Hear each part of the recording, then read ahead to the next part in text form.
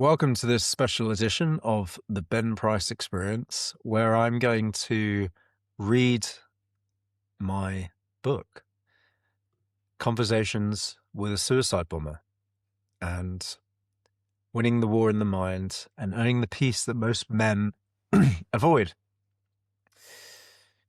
So, the book is not available at the moment, but if you wish to go onto the waiting list, then you can find the link somewhere around this screen, no doubt.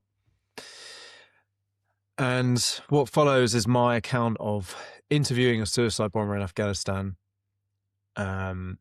realizing a few things about myself and winning the war in my own mind. And I feel as though, thanks to having done that work, I now operate at a place of peace. And most men do avoid doing the work and finding this place. So without further ado, let's jump in. So you might never sit across from a real life suicide bomber, but in some way you already have. Perhaps not in a hot, filthy prison cell in Afghanistan, but in those quiet moments when you look at your own life and feel that something isn't right. You can't quite put a finger on it, but you know something's off. Sit with that feeling a little longer, and you might realize, like I did, that deep down you know that it is you who is the one slowly destroying parts of your life that matter the most. You work too hard for too long. You drink, eat, smoke, scroll longer than is healthy. You ignore. No, you bury your intuition, and you probably buried it a long time ago. You hold grudges longer than necessary, and you have a subtle feeling that something is off. A quiet knowing that you are off track, and a sense that this isn't the life you imagined. And yet, you plow on regardless, because that's just life. There is a slow self-destruction happening in the name of something you can't quite name. Now, as a younger man, like me, like I was, and still am, but as a younger man, you are incredibly good at burying those feelings. You built a tolerance for ignoring yourself and your gut feeling. You got used to it. You normalized it, and you started calling it ambition, discipline, responsibility, and just being the man. And everyone else is doing it, right? Some days, you wake up in a deep funk, motivation in the gutter, depression and anxiety all at the same time. Depending on when in your life this occurs, some people might label it as a bit of a wobble. Acting out, going through a phase, an identity crisis, a midlife crisis, or even lost the plot. What it really is the moment you wake up and you realize you don't have a fucking clue who you are or why you're here. And to make matters worse, life usually is falling apart at the time this happens. You might be struggling with your health, your relationship, your family, and or your business. And just as life gets really tough, your resilience piles in. Your emotional tank is fully stuffed, and your nervous system is on edge. It's on a knife edge. So that's why I'm telling you this story, because the first time I sat across from a man who had strapped a bomb to his chest, I thought I was the one interviewing him. And in fact, I wasn't. He was the mirror I didn't know that I needed. Garesk City, Helmand Province, Afghanistan. The heat was relentless, thick and heavy, the kind that never leaves your body. Even the shadows felt warm. My office, the intelligence cell, was a sweaty, dusty box. I was writing another intelligence report when there was a knock at the door. It was my interpreter, Farid, young Afghan lad, pretty sharp, usually calm. This day, he wasn't so calm. "There's a suicide bomber," he said. "They've caught him. He's in the cell downstairs." It took a second for it to land. "Shit. Alive?" He nodded. Something tightened in me. On paper, this was part of the job. Gather information, assess intent, pass it up the chain. In reality, I couldn't remember any training for the suicide bomber interview. I must have missed that lesson. I stood up. My back ached from months of body armor, armored vehicles, and spending too much time at my desk, and I grabbed my notebook. My mouth was dry. Outside the compound, life carried on as normal. Soldiers shouting, engines coughing, distant gunfire. But in that moment, all I could hear was my heartbeat. We walked down a narrow staircase. Each step felt hotter than the last, and by the time we reached the corridor outside the cell, the smell hit me. A strong, rancid smell. Sweat, urine, human waste, and something else underneath it, something that stayed with you. And if you've ever smelt death, you know what that smell is. Farid looked at me, a look that said, "Are you sure?" I nodded. I wasn't sure at all, but I put on a pretty good front. I walked into the Afghan prison cell with the Afghan police and the suicide bomber. The room was tiny, about the size of a single garage. One flickering light, thick, still air, the smell of feet, shit, and something close to death. Inside was the prison officer, an Afghan bloke. One hand missing, his favourite Makarov pistol tucked into his belt, a relic from a previous war.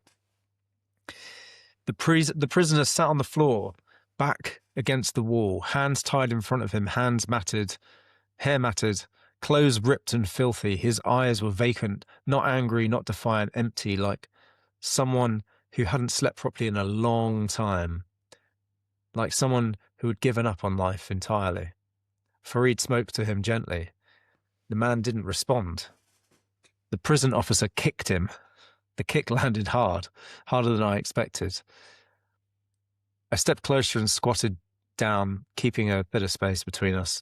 I wanted to see him properly, not as a terrorist, not as an enemy on a slide deck, as a human. Through Farid, I asked, "Why would you do this?" It sounded stupid as soon as I asked it. Too big a question, too simple. He stared at the floor and muttered something. Farid translated. He says he doesn't really know. I frowned. What do you mean he doesn't really know? Farid listened again as the man spoke. He says they told him they would help his family. They told him he would be honored, but he's not so sure. I looked at him.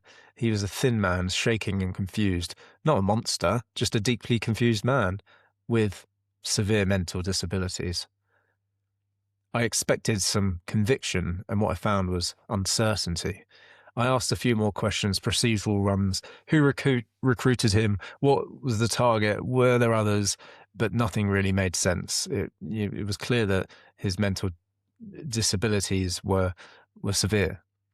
I kept studying his face, the exhaustion, the resignation, and then realized something that unsettled me. He wasn't a soldier. He was a pawn. He'd been taken advantage of. When we finished, I stepped out into the corridor and leaned against the wall. The concrete was warm against my back, and I felt something that I didn't expect to feel. Sadness.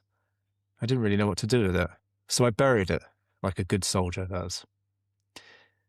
That night, lying on my bed, staring at the corrugated ceiling, one question kept looping in my head. Why would you do this?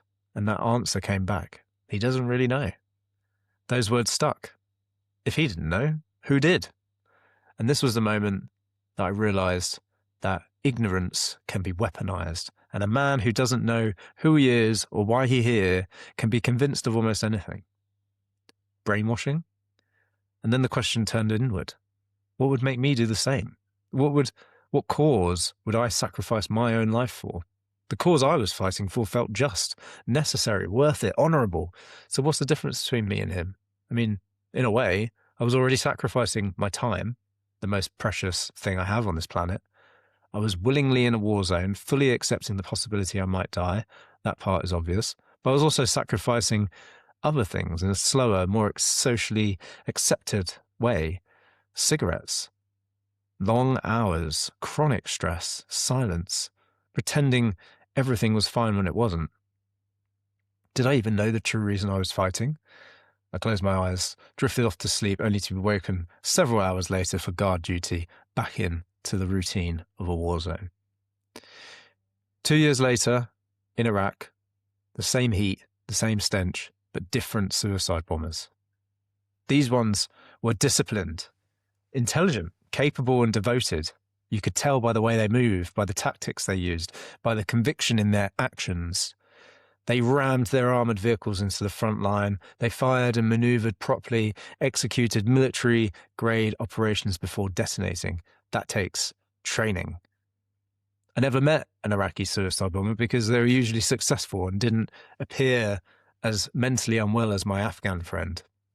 They were believers, and that was more terrifying because desperation is one thing, but belief is something else entirely. What would it take to enroll a young man into that cause? Watching them, I realized the mind can believe almost anything if it is fed the same story for long enough. Brainwashing, programming, conditioning, hypnosis. Different label, same mechanism. That was the moment I started questioning my own thinking. What stories was I living by? Whose mission was I fighting? What was actually true for me? What had I been programmed to do? Years later, long after the uniform was folded away, the pattern became obvious. There were 3 suicide bombers that I had experienced during my military service. The first was the broken man, the weakling, easily manipulated through fear and desperation. Yes, he was sick, but he was also weak. The second is conditioned, the tyrant, a loyal man to a cause he's been told is bigger than himself. And the third was me. And if you're honest, it's you as well.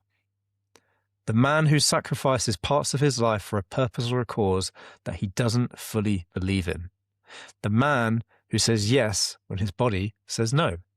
The man who trades his peace, his health, his presence, and his truth for productivity, validation, and performance. The third bomber wears a suit and a shirt, not a vest. He carries a phone, not explosives, and he detonates slowly, missing workouts, missing time with his kids, sacrificing quality sleep, eats poorly, allows critical relationships in his life to rot. Over time, it compounds. A disease or a heart attack that comes out of nowhere, a sudden divorce in an outwardly happy relationship, or a child who just seems to go off the rails and be a difficult child.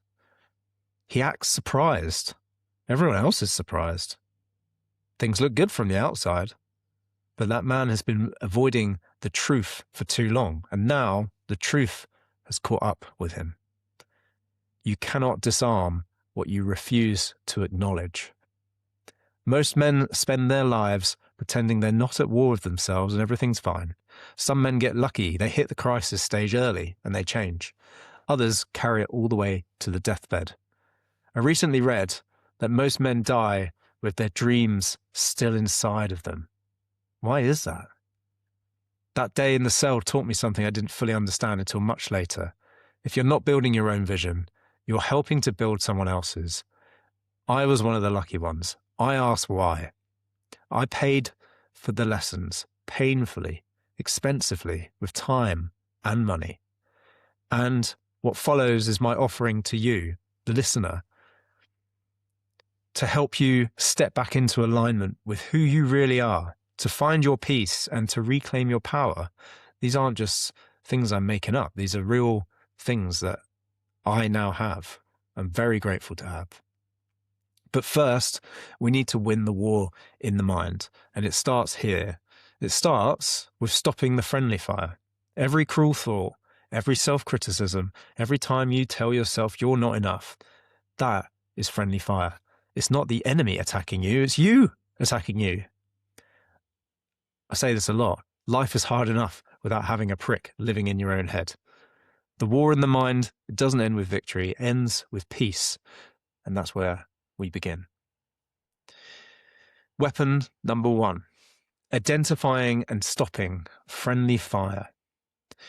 If you think the war in your mind ends by defeating an enemy, you're already fighting the wrong war.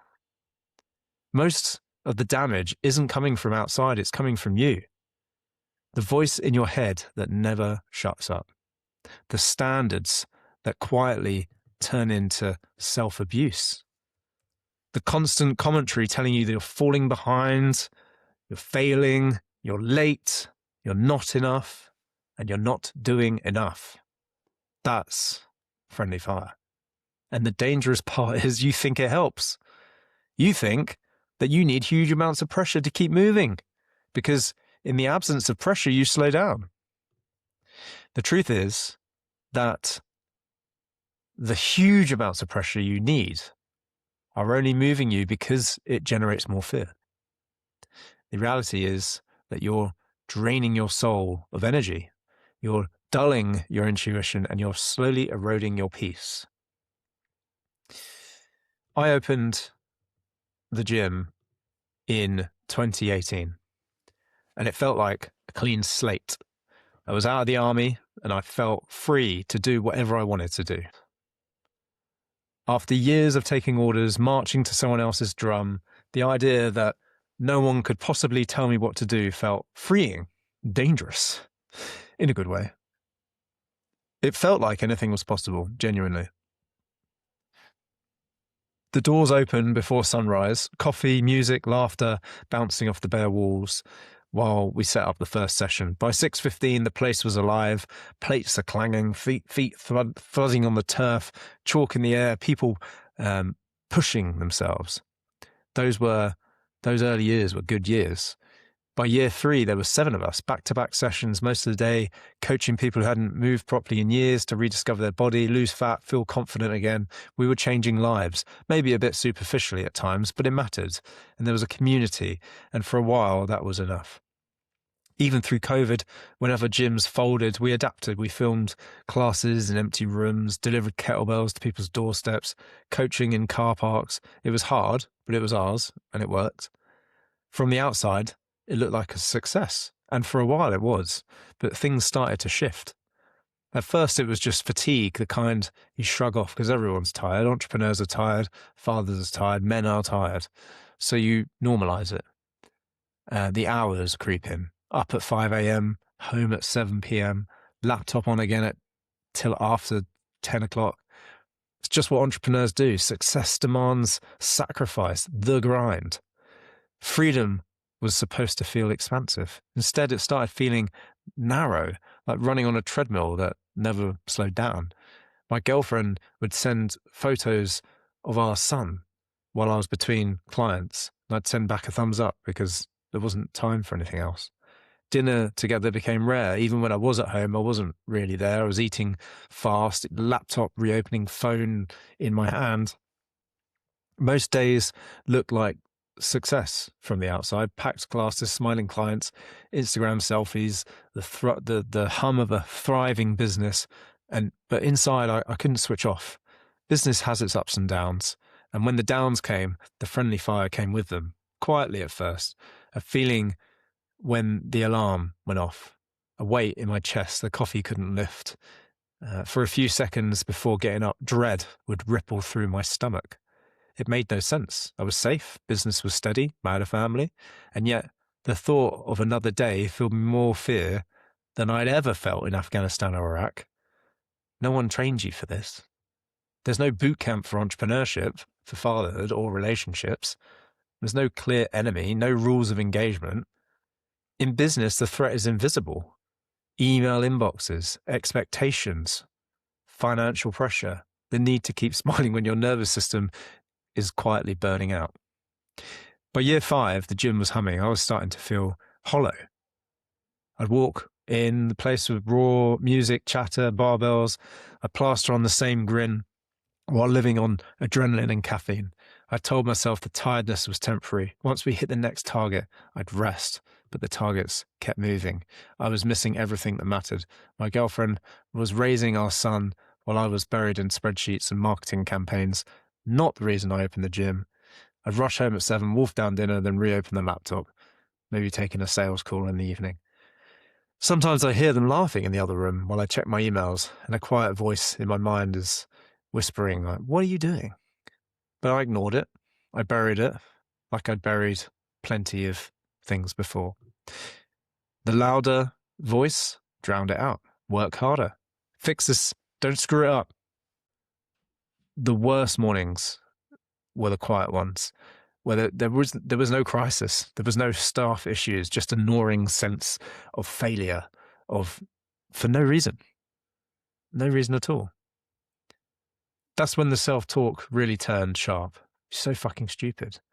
Why can't you get this right? Felt like it came out of nowhere. The same tone I'd used for years to push myself forward had turned inward and picked up a weapon. Every small mistake, every late payment, every cancelled client, the commentary was merciless. The voice that once kept me alive, hypervigilant, scanning for threats, for what could go wrong, was now causing me a war. Was creating a war in my mind. My girlfriend would look across at me and say, "You're miles away." And she was right. Even when I was home, I wasn't there. I wasn't present. I'd say I'm fine because I'm saying I'm lost didn't really fit the image of a man who could handle everything. I'd built an identity around being capable. Admitting I couldn't handle myself felt like a failure. By late 2023, the dread was constant. I'd wake up before the alarm, my heart pounding, mind sprinting through the worst case scenarios, coffee first, mask on. The breaking point didn't come with an explosion, it was an email.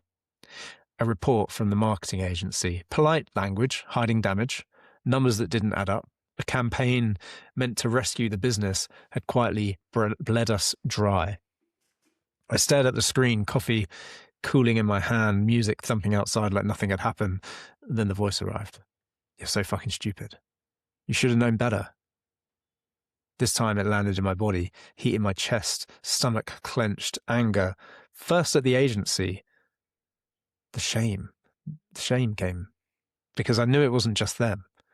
I ignored my intuition. I hadn't backed myself, and I wanted someone else to save me again. I walked onto the gym floor, smiled, made jokes, nodded. No one could see my world collapsing behind my eyes. At home, I said, "I'm fine." We ate in silence that evening whilst my girlfriend fed our son, the laptop glowing behind me like unfinished punishment. Sleep became shallow, 2 a.m. wake-ups, mind sprinting, every scenario ending with the same verdict. Stupid. You're so stupid. Even the gym, which was once my refuge, started to feel like a hostile place. The music grated on me, the smell suffocated me, and I snapped at people. Then I hated myself for it. Friendly fire turned fully automatic. Things unraveled slowly, then all at once. Months of holding it together on the surface while unraveling inside. Clients noticed before I did.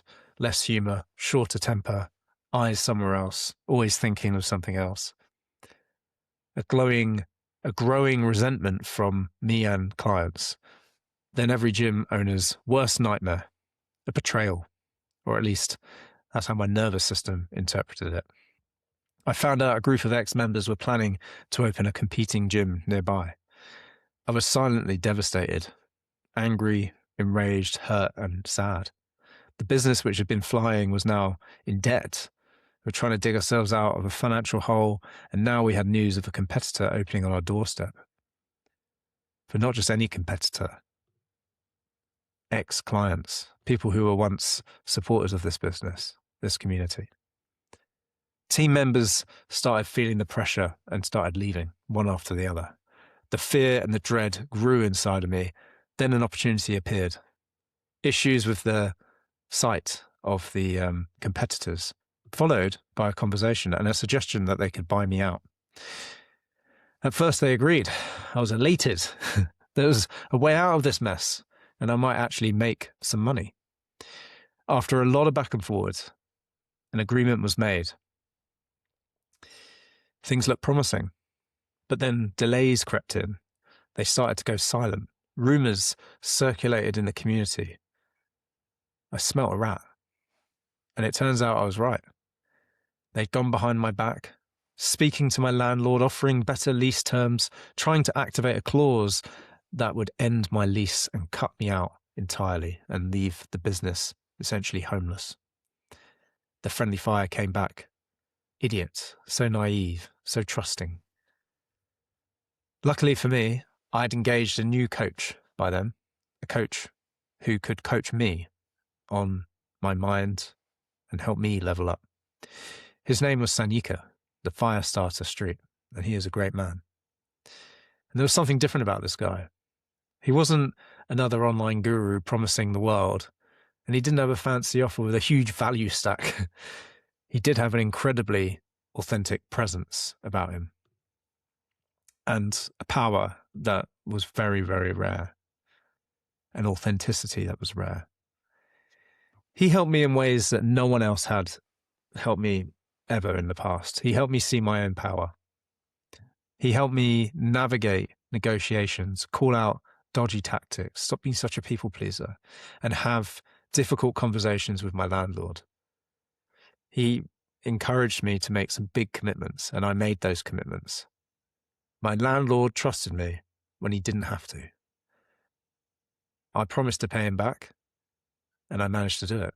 And I changed the trajectory of my life without putting myself into massive debt and losing my home. It turns out that there was a second party interested in taking on the gym, a group of current committed members. They didn't have much money and were encouraging me to take the better offer from the ex-member party if I could. But thanks to Sanyika, I called out the ex-member party and it became obvious that they'd never intended to buy the gym from me. They were just delaying things as long as I could, hoping that I eventually closed and folded the gym. But I eventually decided to sell the gym to the current members and enough money to clear most of my debt and start again. But more importantly, I bought back my time and my freedom. The details of all of that matter less than what I learned. How hard I was on myself, how much judgment I carried towards myself, how much friendly fire I had normalized in my mind. Sanyika helped me see where I learnt it. Childhood, school, society, military training, conditioning, layered on conditioning. In a strange way, it wasn't that different from the conditioning that convinces a man to become a suicide bomber. So that's why stopping friendly fire is the first weapon to winning the war in your mind. Because peace does not start with forgiveness. It doesn't start with knowing your purpose. It starts with putting the gun down. Stopping the constant judgment of yourself and everyone else around you. If you're human and you find this difficult, good. That means you're being honest. The dread and the self-judgment still visits me on occasion, but nowadays it's more like the weather. I notice it and I know to put a brolly up, and I know that it's going to pass. It's not the storm that once lived inside of me each day, day in and day out. Every man, every person I've coached and worked with has his own version of this, a different story, but same war. And the hardest part isn't defeating an enemy. It's realizing the enemy was never out there. It's the voice inside your head that you think is helping. Once you stop shooting at yourself, everything else becomes obvious. You've been holding hostages. And that's where the second weapon becomes necessary. Weapon number 2, hostage negotiation.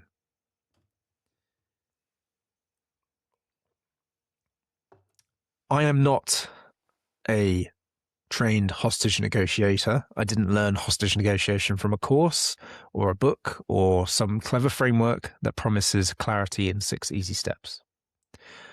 I learned it because I had to, because the noise hadn't stopped, even though the danger had, because my body was still acting like it needed to be on guard long after the firefights were over. My nervous system was on edge. On paper, things were meant to be better. The gym was sold. I was out of debt. I was free to do anything I wanted. Anything. The immediate pressure was gone. I was working one-to-one again, doing some meaningful work, helping clients. But inside, I hadn't fully settled down. I'd still wake up and feel tight from before the day had even begun. My jaw clenched, chest slightly braced, breath shallow, mind already running, not thinking about anything in particular, just scanning like something bad might happen at any moment, even though there was nothing actually happening. I wasn't under threat anymore, but my nervous system didn't know that because part of me was still on guard. So who was the hostage? At first, I told myself it was me, and that was true to a point, but that wasn't the whole picture. I was holding other people hostage too. The marketing agency that burned through the budget, the ex-members who tried to take the lease from under me, former employees, former clients, anyone I had wrapped up in judgment and quietly replayed in my head at 3 a.m. And underneath all of that, the one I didn't want to name, my father. I didn't have to think about him consciously for his imprint to be active. My body already knew. My reactions already knew. The way I spoke to myself, the way I tightened when I thought I'd failed, the way criticism landed like a punch to the chest rather than information, all of it pointed back to my father, to my childhood. Here's what no one really explains about resentment or judgment. It doesn't shout, it hums. It sits quietly in the background and colours everything you see. You don't have to be actively angry for it to drain you. You just have to be holding it. Every time a name comes into my head, something tightened. Every time I thought about the gym, my shoulders lifted slightly. Every time I replayed the conversation, my breath shortened. Every time I saw a sign for the gym, I would be triggered. That wasn't thinking, that was guarding. Hostage taking is expensive, not in money, but in energy. It constantly leaks. I remember the moment it really clicked. I was sitting across from Sanyika, my coach, talking about the gym sale, the guilt, the anger I still carried towards the agency, and somewhere in the conversation he said something profound which blew my reality apart. We do not see things as they are, we see things as we are. My first instinct was irritation. Of course, I saw things clearly. The business had failed. The marketing agency was wrong. They had admitted it. My dad was critical. The ex-members had tried to screw me. These were facts, real events, real consequences. But something loosened in my stomach when he said it, because the charge I was carrying wasn't proportional to the facts anymore. It wasn't clean anger. It wasn't useful. It was old. I wasn't reacting to what had happened. I was reacting to what it meant about me. I saw betrayal because I was already primed to see the betrayal. I saw criticism because I was already criticizing myself. I saw incompetence because I was terrified I had been incompetent. And then that's where it landed. I wasn't surrounded by unfairness and injustice. I was surrounded by hostages, and I was the one holding the gun. I was the one keeping them hostage. Every time one of them popped into my head or my mind, my body would react like the threat was still live. Then came the next question. What do you want to create that you are not currently creating? I knew the answer straight away, even though I couldn't fully articulate it. I wanted a life that didn't feel like survival. I wanted peace without having to earn it. I wanted to stop bracing. I wanted freedom. I wanted to make a difference. I wanted to matter. At that moment, I realized that for years I hadn't been creating anything by choice. I'd been reacting, chasing money, fixing problems, trying not to drown And in doing that, I locked away parts of myself, the creative part, the relaxed part, the trusting part, the loving part, until some imaginary future point where I'd finally proven myself worthy of them. Doesn't make sense. I'll forgive myself when I hit that number. I'll let this go when the business is safe. I'll relax once this is sorted.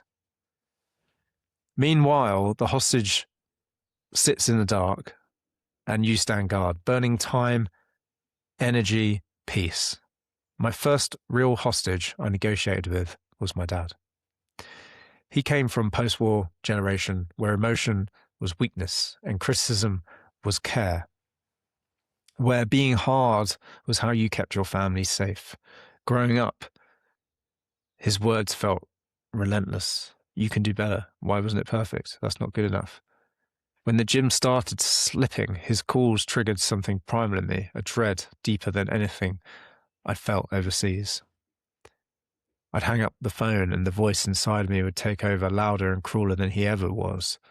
Every missed target became proof. Every mistake reinforced the verdict of, you're not good enough.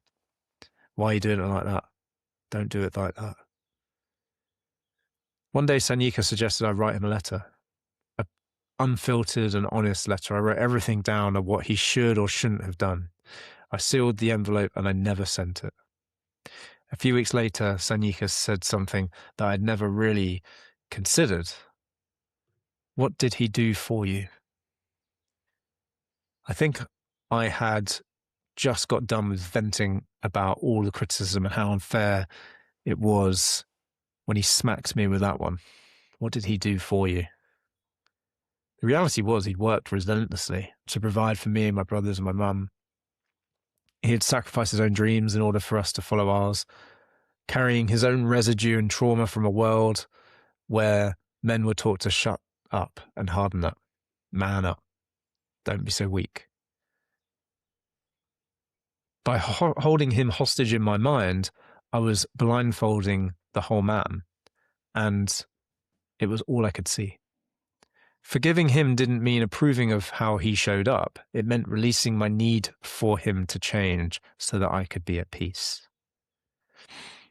I burnt the original letter and wrote him a second letter, calmer this time, cleaner, expressing how I'd been trying to impress him, how I'd carried anger, how I was taking responsibility for my side of it, and I sent it. Weeks passed and nothing was said, which was surprising. We didn't talk about feelings. It wasn't surprising because we didn't talk about feelings in our house. But he appeared to have softened slightly, subtly, more patience, less edge. Eventually the change was so obvious I had to ask. I asked Mum first. I said, did he receive the letter?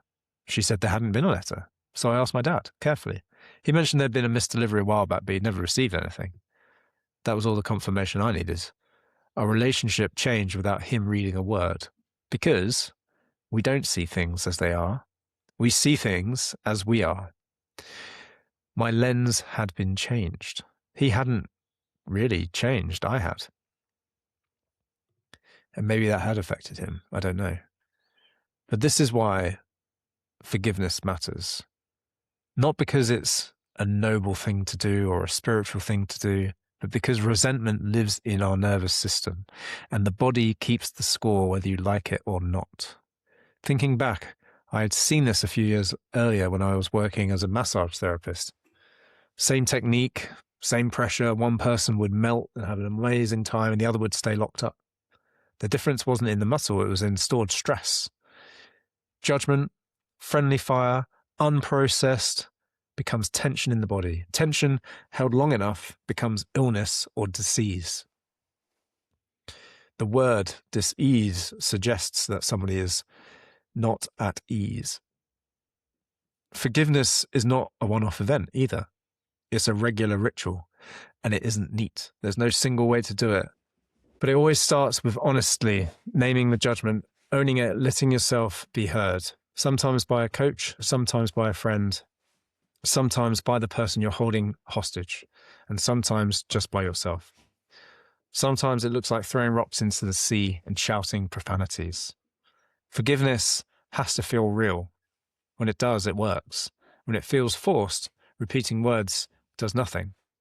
Hostage negotiation is forgiveness, and it doesn't happen in a Hollywood-style way. There's no megaphone, no armored vehicles. It's often quiet, and it happens in your head, in your heart, in your breath, in the moment you stop arguing with reality. And once you release enough hostages, something else becomes possible. Silence. Peace. Not the empty kind of silence, the peaceful kind of silence. And inside that silence, a question finally has room to land. Who are you, and why are you here? That is the third weapon, and that is where your power lies. And you can't fully access it until all the hostages are released from your nervous system, or at least as many as you can. So who are you, and why are you here? This is weapon number 3. It's about knowing your mission. So what is your mission?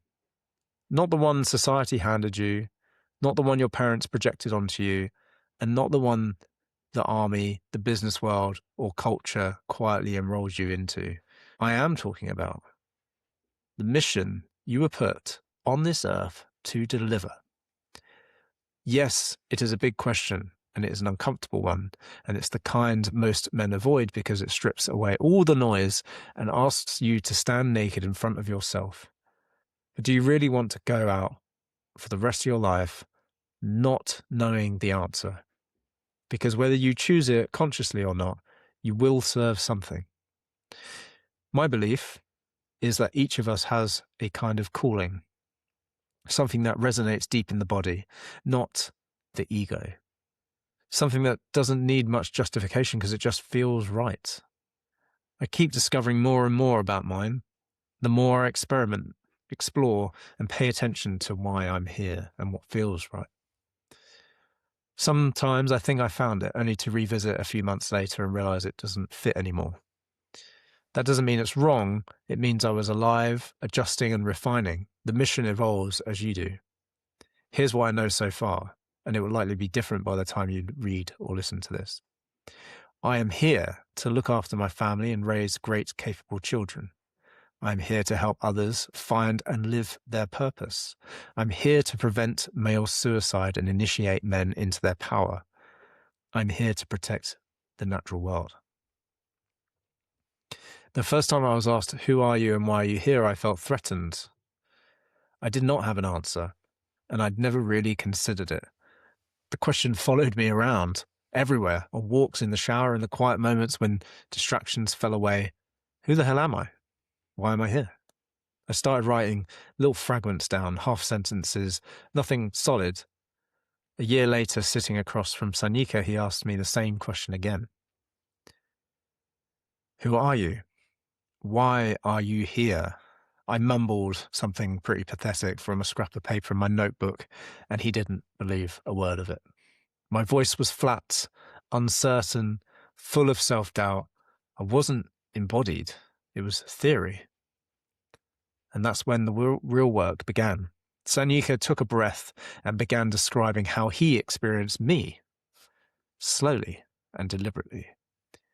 Stoic, calm, loving, empathetic, powerful, capable, inspiring. He kept going, listing qualities that I admired in other men but couldn't see in myself. I felt like he was describing someone else entirely. Certainly not the man I thought I was. At first, I didn't believe him. In fact, I was triggered. I'd done the whole affirmation thing before, repeating positive statements until you were supposed to magically believe them. It never worked for me. But this felt different. He wasn't trying to motivate me. He was simply telling me the truth as he experienced it. And that's where it landed. There was a serious mismatch between the way I experienced myself and the way the world experienced me. That gap was the war in my mind, a perception war. And I wanted to start winning it. The more work I did, the less grip that war had on me. It didn't disappear overnight, and there are still skirmishes, especially when I'm criticized or I make a mistake. But now I recognize the non-useful thoughts much faster, and I deal with them before they hijack my nervous system. I define a non-useful triggering thought as one that is First of all, not useful, and second of all, not true. They usually arrive with emotion attached: sadness, anger, fear. This matters because we act based on how we feel, and our actions create the outcome that we live with. A triggering thought is like walking down a dark alley and mistaking a tree for a person. The shock feels real, but the danger isn't. The more often you walk past that alleyway and you see the truth, the less power the illusion has. And sometimes it takes repetition. Sometimes you have to see the same person 10 times before your nervous system learns that it is just a tree. It's not true.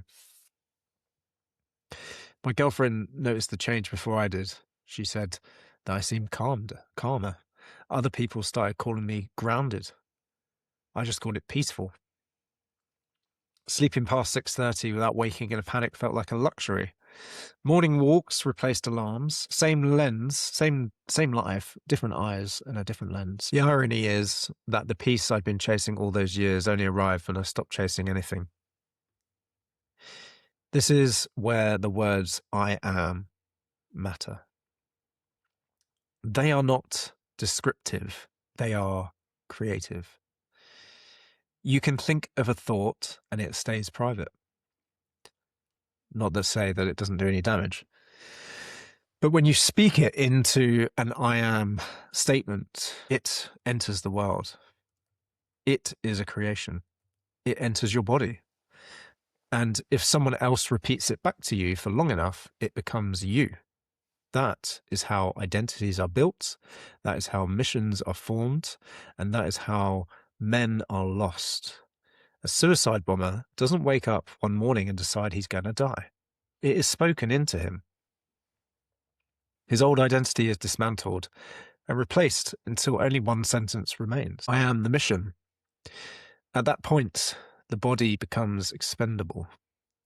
It isn't madness, it's indoctrination, and it works because every man is vulnerable to it, especially if he doesn't know who he is and why he's here. The difference between a man with a mission and a man possessed by one is simple. A real mission doesn't consume you. It aligns you, it grounds you, it clarifies your boundaries, and it makes standards feel like integrity instead of discipline. Fear doesn't disappear, but it stops running the command center. A mission acts as a filter. Does this serve what I'm here to do or not? Most distractions fail immediately. This doesn't make you perfect, it makes you awake. You'll still get pulled off course by self-doubt, people-pleasing, comfort, isolation, and living in your head. Mission doesn't remove these forces, it exposes them faster, and that is maturity. That is a man who is no longer easily indoctrinated. When I think about legacy, I don't think about achievements. I think about what my son will feel when he remembers me. I hope he feels loved, safe, seen, free to live the life he was brought here to live, not the one I wanted to live through him. That starts with the language I use now because he is listening. And he is 2 years old. When I stopped working with my coach, he said one thing to me: if you never see me again, be bold. I understand that now. Be bold enough to choose your words carefully. Be bold enough to define yourself consciously. Be bold enough to refuse a borrowed mission. And be bold enough to live into your power. Because if you don't choose your I am statements, someone else will. And the difference between a man at peace and a man strapped to a cause that he doesn't believe in often comes down to one sentence, spoken or never spoken out loud and understood. Coming home, I still see the cell not as a memory that barrages in uninvited, not as something dramatic or cinematic or traumatic, but as a place that lives somewhere underneath the language. It's there in the background like a low hum frequency, the heat that never moved, the smell that stuck to the back of your throat, the concrete wall that absorbed everything that gave nothing back, and that man, sitting on the floor, back against the wall, hands bound, eyes empty in a way that didn't feel aggressive or defiant. He just felt vacant, as if something essential had already left the building. At the time, I believe I was there to interrogate him, to extract information, to understand the threat. I didn't realize I was being handed the question that would eventually dismantle my life and rebuild it properly. Why would you do this? When the answer came back, it wasn't ideological, it was righteous. It wasn't even coherent. It wasn't righteous and it wasn't coherent. He didn't even know. The answer lodged itself somewhere deep because once you hear it, you can't easily dismiss it or unhear it. A man willing to die without fully knowing why he is not fanatic in the way we'd like to imagine. That is something really unsettling. A man who has been spoken into a story before he's learned how to speak for himself. He didn't lack courage. He didn't lack pain tolerance. He didn't lack devotion. He lacked authorship. Someone else named him. Someone else told him who he was. Someone else decided what his life was worth. And he agreed. And that is the part that most do not want to look at.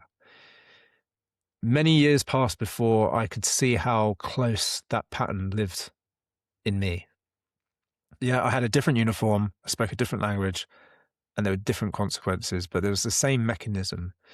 I see now, when I look back at my life, at the years I traded for my health for productivity, and the way I ignored my body, my intuition, my relationships.